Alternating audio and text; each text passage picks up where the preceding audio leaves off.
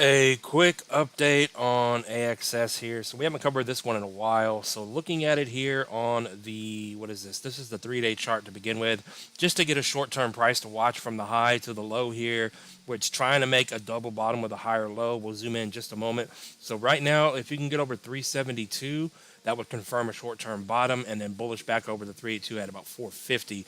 Now we'll go down to the daily candle chart here. Let's see if we're holding any sort of support or any sort of fib. Could be the 786 here that's holding us up for that final dip down here. So from the low to the high, yeah, we're sitting perfectly on these daily candles right over about 289. We're at 296 at the moment, down 15% on the week. So it could be a bottom. Another thing we're going to point out here on AXS is if we go back out to the weekly chart just to get an overall view of the whole chart here, which the momentum is clearly down. Let me go to the monthly here. But you can clearly see that if we get this to fix, this area back here was a low on these wicks, and that's pretty much where we are right now. And we're maintaining, if that's going to be it, a slightly higher low, which would be bullish here, just slightly here.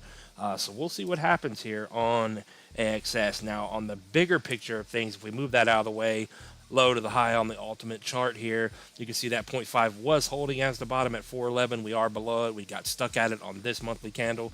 So, that could tell us also if we do not get over that smaller 236 and then the 0.5 and 382, then you're probably coming down for a 618 retracement, and then we'll see what happens there. But you can see that's a 42% drop.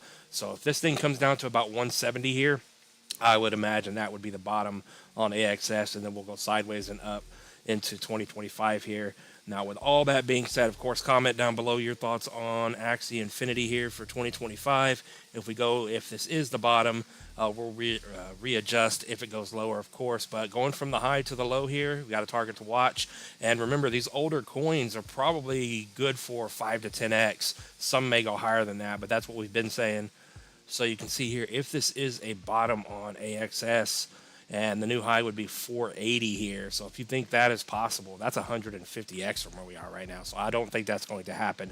Maybe we get a 618 retracement out of this thing, this cycle, hit $34, $35, and that's where you get your 10x out of this one. So what are your thoughts? Comment down below. None of this is financial advice, and I'll see you in the next one. Peace out.